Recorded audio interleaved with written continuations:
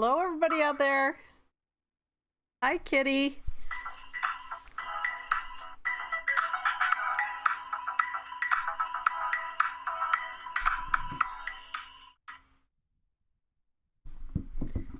Still getting the kinks worked out of all of this. I know I came on a little bit early, but I wanted to say hi to Kitty and my sister, Lisa, and Jeffrey. Hello, everybody.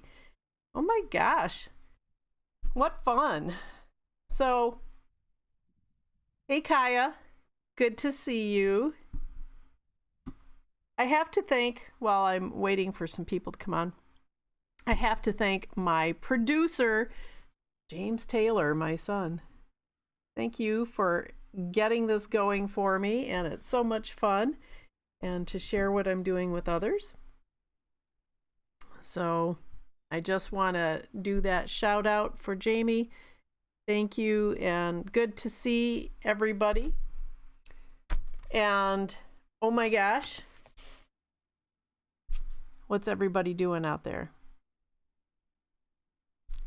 Is it nice? Is the weather nice down there? It's a little cloudy here. It's supposed to get a little bit warmer today, like 54 degrees, which will be awesome. Then I can get out in the woods and scamper around and look for salamanders and fun things like toads. So I'm going to wait for a couple of more people to come in. I know I jumped the gun on this, but hey, I was excited about it because I do have a camera up here and I can wave to everybody and see Kitty and Kaya and Lisa and Jeff. So anyway, I'm glad it's finally nice there. Hi, Marie. I saw you out walking the beagle, and like I looked out and saw the white tail, his white tip, Bailey's white tip of his little beagle tail, and saw that you were walking him. So I kind of changed up my program today, and I didn't get much sleep last night, and I have a new roommate. Well, actually, my roommate has a new roommate, and my roommate is my hamster. And I thought this little guy, it's actually Orson's little toy that I got him, and found it where he had dropped it in the van, and I just never got it back to him. And it's so cute and made it look like my hamster, who's very adventurous. And so yes, my roommate became my roommate as of, I think it was this past Sunday. So we're getting used to each other, and we're having a little difficulties because he sleeps during the day, I sleep at night, and that seems to be when he wants to have an adventure. Oh, Kaya, you're having a picnic. Are you out in your playhouse? It sounds like a really cool playhouse out there, with all of your 20 cats that run around in the yard and tumble and play. So yeah, I'm trying to drink a lot of coffee and keep my wits about me, because it was quite the adventure last night. So today I had a different program set up, and I was going to work on something totally different. And then at the last minute this morning, I changed my mind due to what happened last night. And I thought, well, this is going to be fun. This is fun. If you have pets out there, you know what a challenge and how much fun they can be at the same time. So, and I happen to have a pet snake who is also my roommate, and Pippi Longstocking is the snake's name, and she's really quiet, and she eats twice a month, and she sheds a long skin, a long stocking, and so she's really chill, and fun to handle. And so she's really quiet.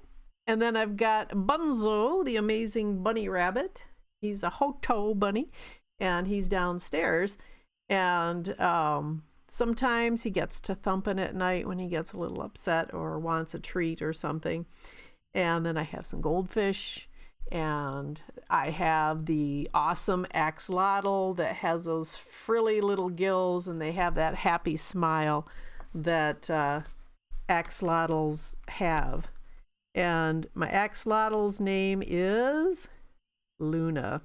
And it's so awesome because when you wake up, you just see that little smile. And she wants her little night crawler. She wants her worm. And she'll come up to the cage and to the tank, I should say. And she'll look for that, and she will hear you talk to her.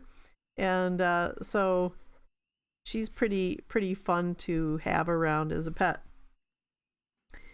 So pets are really cool.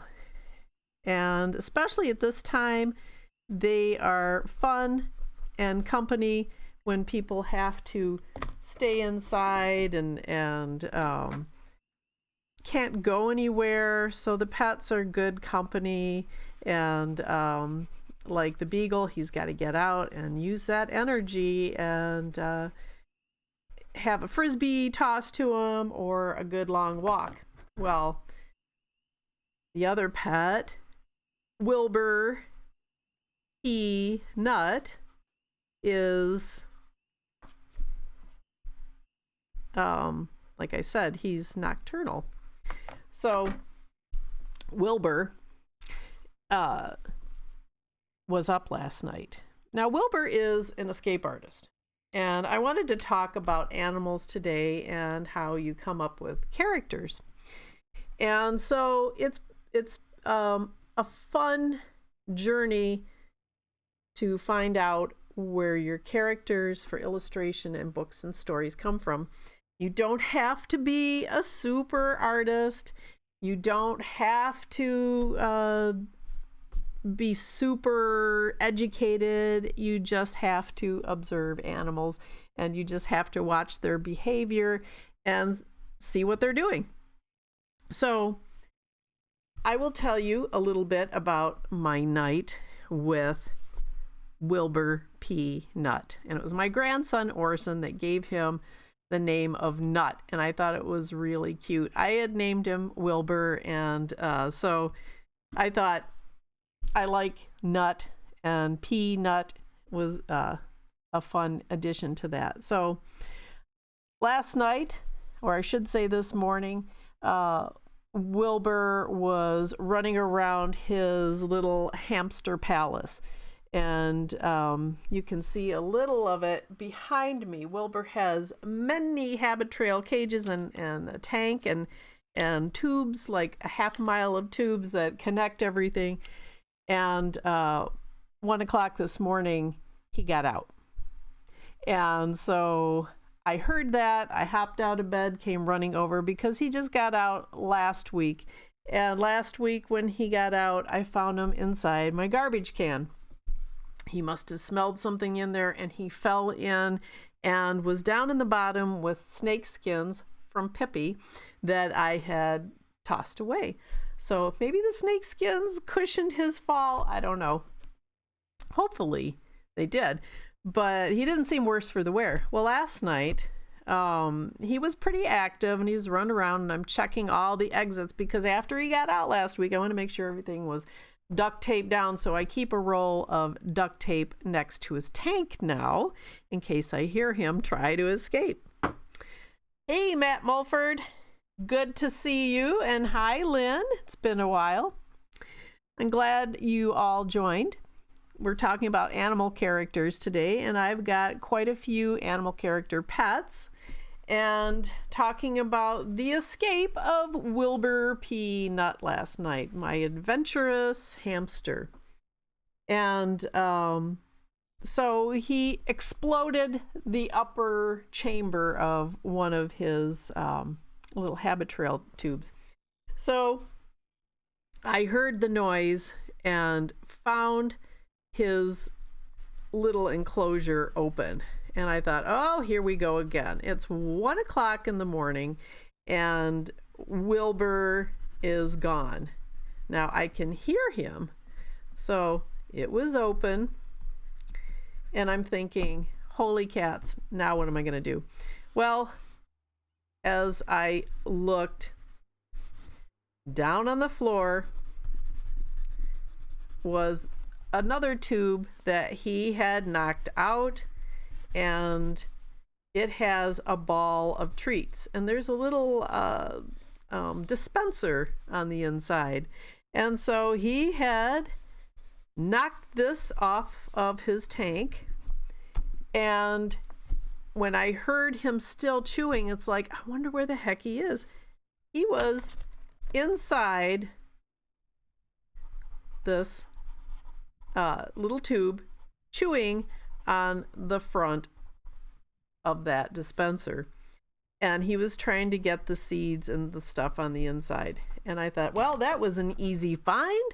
And so I picked him up and popped him back in and sealed and taped his enclosure. I think hamsters were put here on Earth to confound us humans.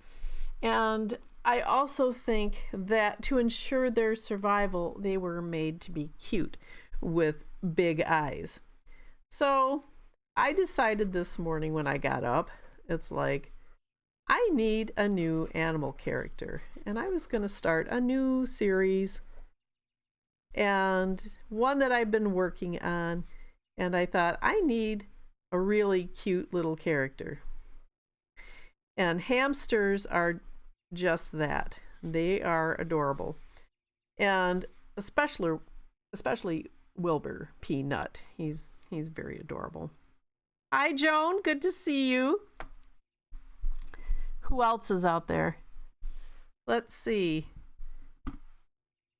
If Laura Nash is there, I'm going to say hello right now, so I don't miss you while I'm drawing my little hamster.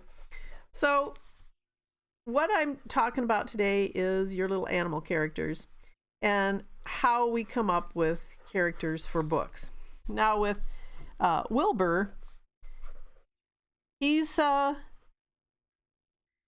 Syrian hamster, and he is the biggest doggone hamster I have ever seen. And it's no wonder he got out last night. He's kind of like the Hulk. The first time he was Houdini, and the second time he just seems to blow out the windows of his cage. And it's I can't be mad at him, because I mean, really, hamsters have that cute little butt and that little tiny stubby tail, and you can't be mad when you see that little tail. So he's kind of like a Hamtramck train going through his tunnels, and he can be fast when he wants to be, but he is the biggest hamster I've ever seen. And I know we had hamsters, Jamie and Jen, when you were young, but my goodness, this guy is really keeping me on my toes. So this is probably actual size of my little hamster, Wilbur Peanut. And he's about this big. He likes his treats. He likes sunflower seeds. And he does like the occasional peanut and other little seeds. So he gets that, and then he gets his little donut O's of food. And so when I'm making critters for characters for a book, I like to learn about them and study them. And whether it's a wild animal or a pet or even a stuffed animal, and if you don't have a pet or if you have allergies, get yourself a little toy animal pet. And that's kind of a neat way to learn about them. Now, I thought I'd bring my very first pet to the table today, and we're going to look at this. Now, you want to make sure when you have your pet that you have a proper container to house them in. And so my first pet that I had was a pet rock. This isn't the rock. This is another one. This one I call Eggy. And when Kaya was little, she loved to play with rocks in my studio, and she went home with Rocky, who was very round. And I think Eggy must have been either polished from glaciers or somebody polished it, but it kind of looks like it might be a sandstone. Now, you want to make sure when you have a pet that you have the proper sized home. Now, Eggy doesn't have much room in there, so maybe you want to get, that looks like this is a fossil, and so a Michigan fossil, and that looks like plenty of room. Now, sometimes they might get lonely if you have plenty of room, and you want to make sure they're compatible. There's another fossil, and this one is a pipe coral.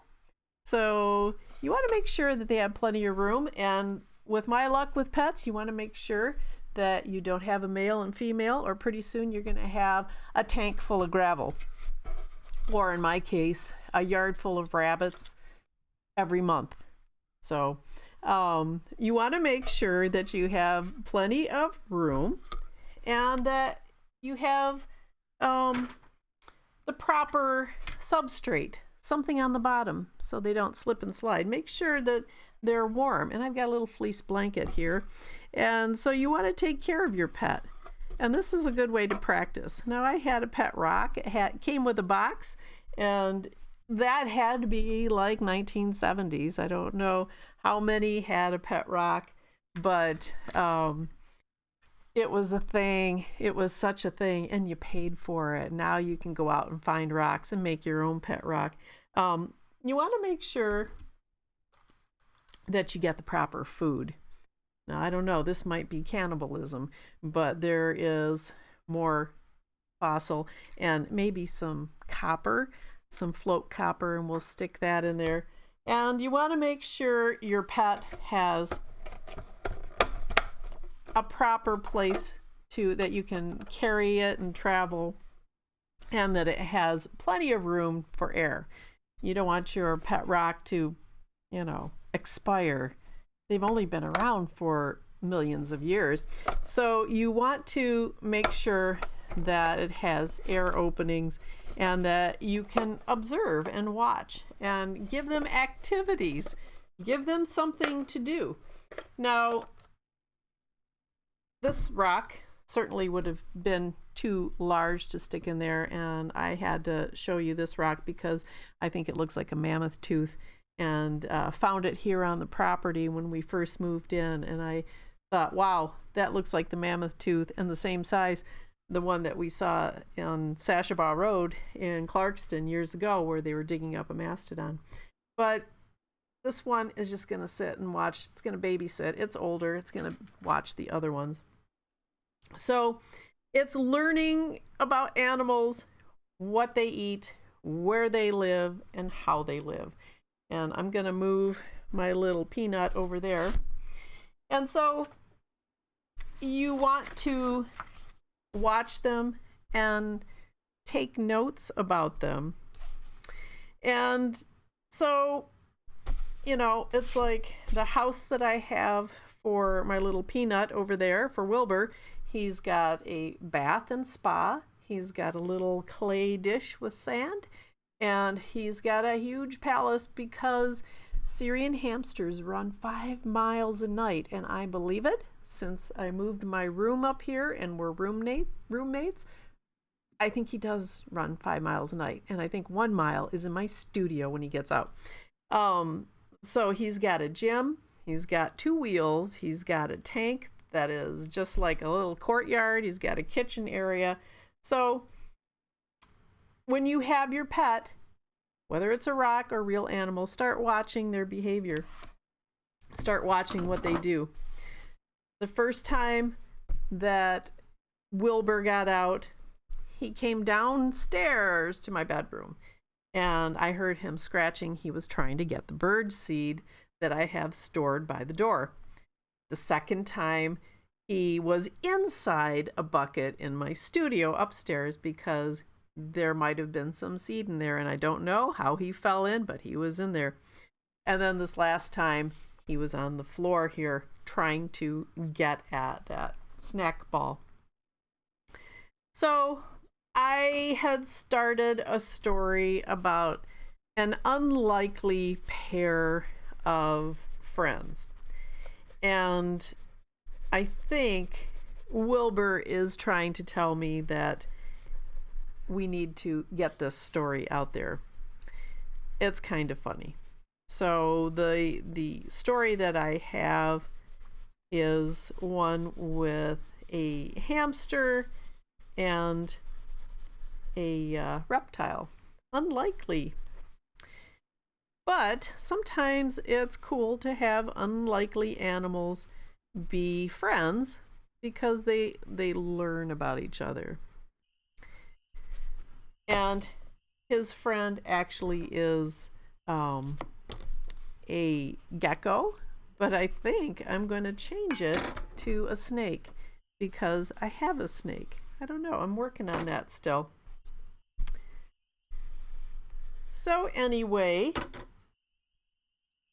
I forgot to mention, you gotta have water. You have to have water for your animals.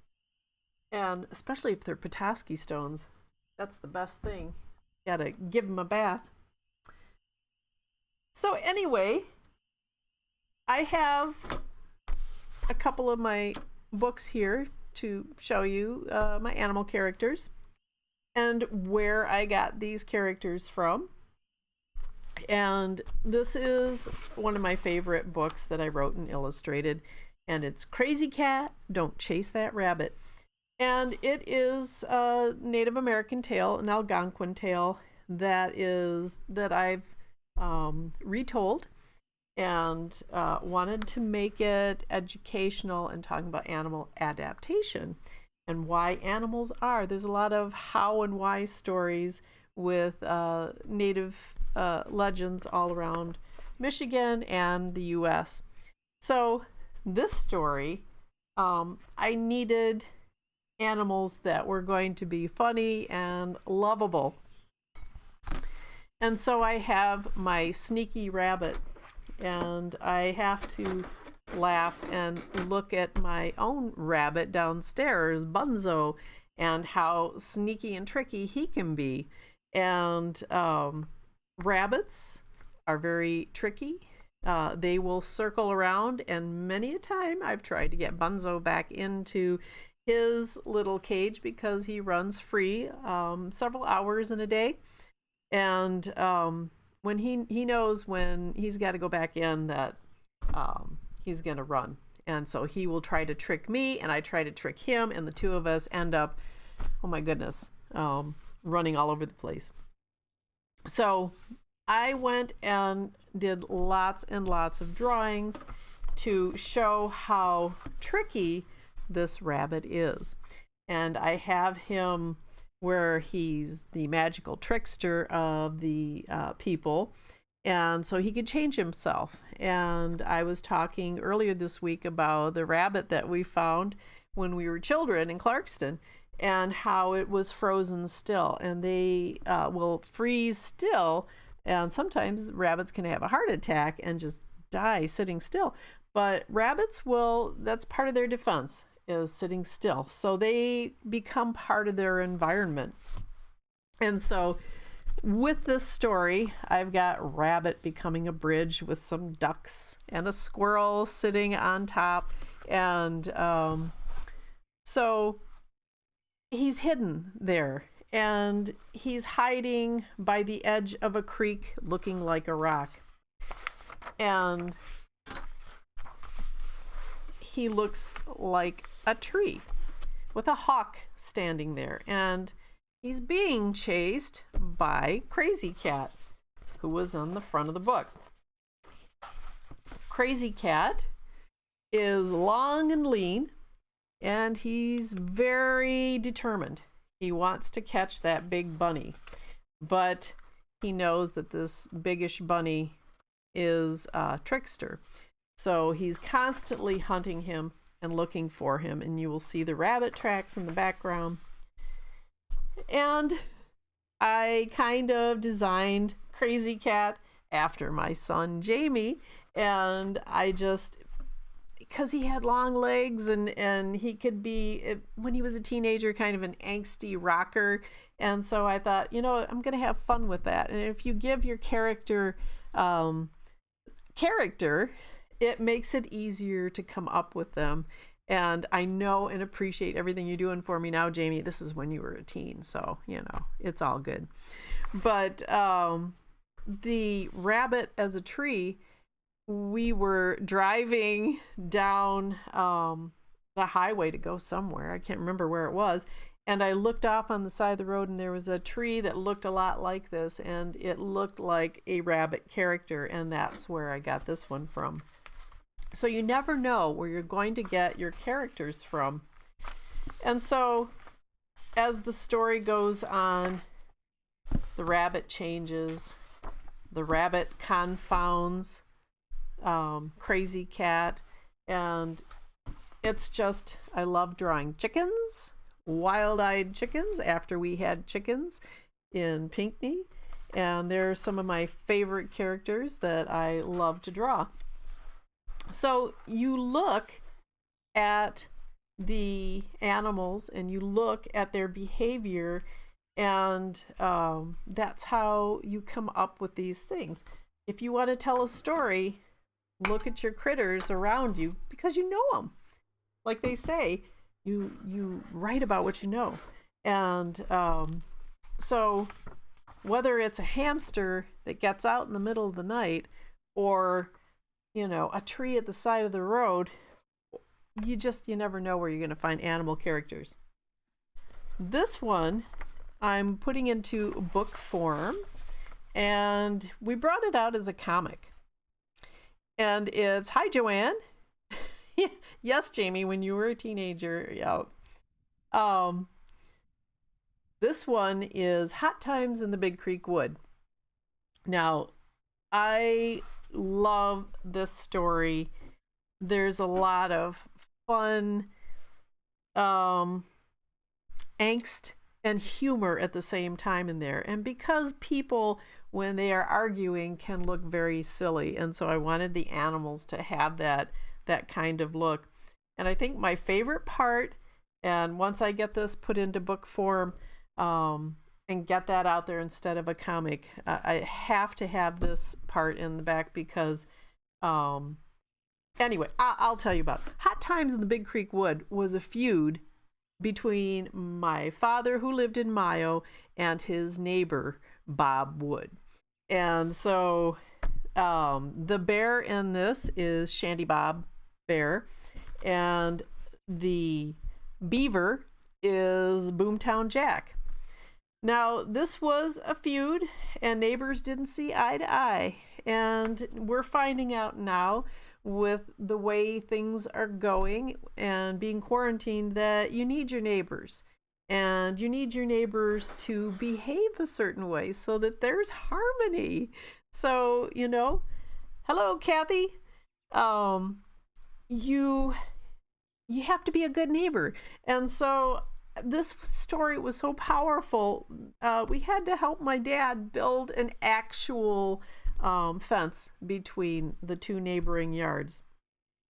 And I wanted to tell that story, and with a beaver and a bear. My father was in construction, so he was a busy builder, just like Boomtown Jack. And he was very passionate about work and building, and was always busy. So when this story happened, it was a long time ago, I just saw in my father's name, everybody called him Jack, and I thought, Boomtown Jack, there you go, there's a beaver. And Shanty Bob Bear.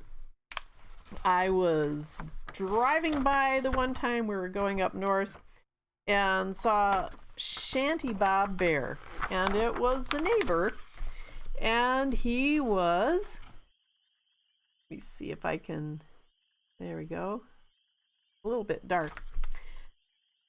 How about that? That's better. So the neighbor was sitting under an apple tree, and he was wearing bib overalls, and I'm like, wow, this is so cool. I've got both of my characters and we're going to do this story. And you think, you know, it's like, boom, you write it. Well, sometimes it takes a long time till the words get right, till the images are right. But it all begins with that first vision of seeing that character. And so with Boomtown, he's a very busy, industrious beaver. And I love this story. And he's very proud of what he does. And so Boomtown Jack is a builder who is tired of his neighbor behaving the way he is. And the same thing with Shanty Bob Bear. Shanty Bob Bear would be woken up because Boomtown Jack was out building, and Shanty Bob wanted to sleep. And so, you know, taking these neighbors and giving them, each has something that they want really badly, and studying them. It was, I don't know, it was just a real cool story, because you've got everybody just so much. He wants to build. He's constantly building. Boomtown Builder Incorporated and Big Creek Township is where they lived. So these elements came into the story. I always say a beaver's work is never done. So you've got that beaver, you've got that character, and you start fleshing it out, and you start looking for how you want to have that character come across. So he's very pear-shaped. As I look at him, he's very pear-shaped. He's got the grandpa pants, and they are hitched way up. I remember my old German uncles and how when they used to come visit, they had their pants hitched way up. And so you've got his body very pear-shaped. So, you know, there's things that go into this. There's all kinds of psychology and, oh my goodness, all kinds of things to writing a kid's story. And, you know, in this, you really don't take sides. And it's like, maybe you do. It's like some people want the bear to win. He wants to live life easy and sit on his bottom and scratch his bottom on every apple tree and eat those apples. And the beaver wants to do his work. It's kind of like what's happening now. But how do we get the neighbors to see eye to eye? Well, that's when the action of the story takes place. And I do have where the neighbors actually do, they don't really work it out. It's just because of an emergency, they end up helping each other, because that's what neighbors do. Neighbors help each other. And that's where I kind of veered with the story. But the neighbors, the beaver and the bear, end up finding out that they need each other. The bear didn't want his home flooded.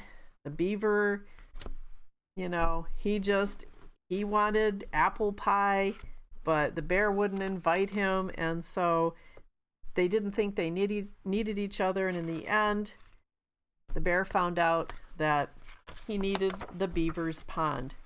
And Big Creek Township went through the fires of 1880s, and a lot of Michigan, the Lower Peninsula, was burned.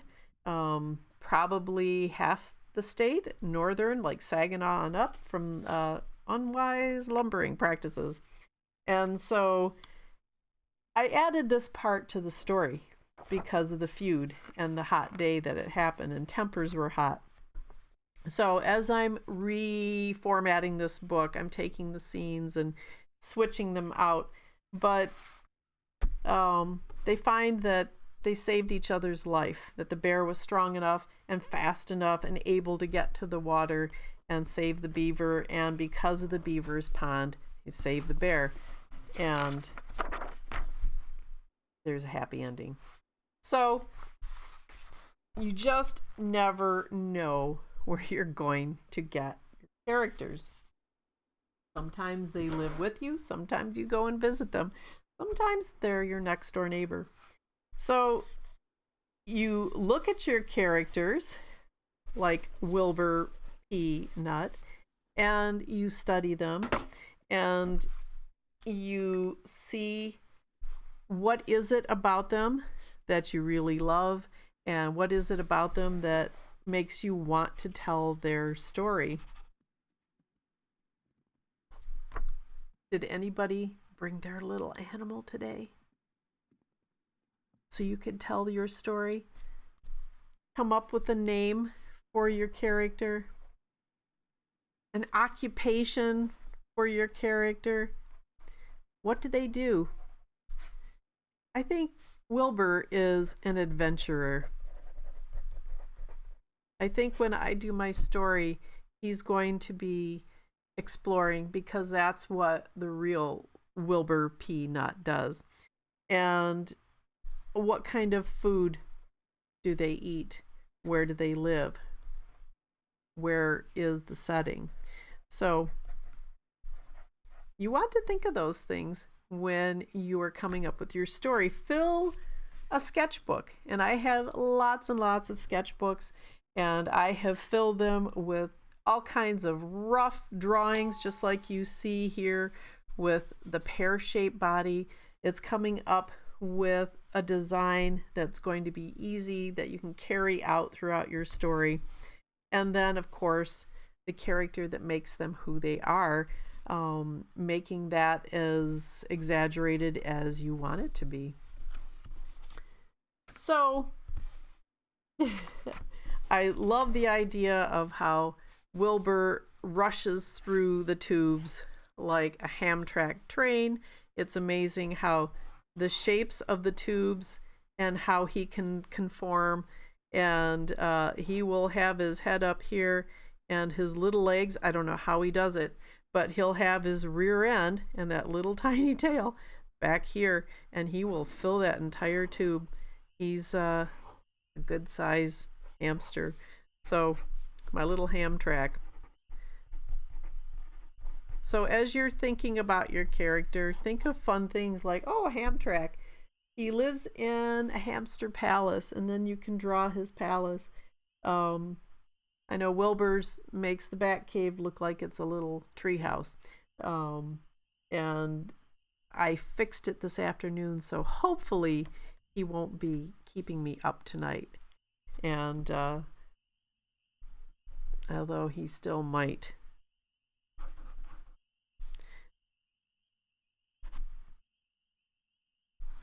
Sophia the sleeper is sleeping.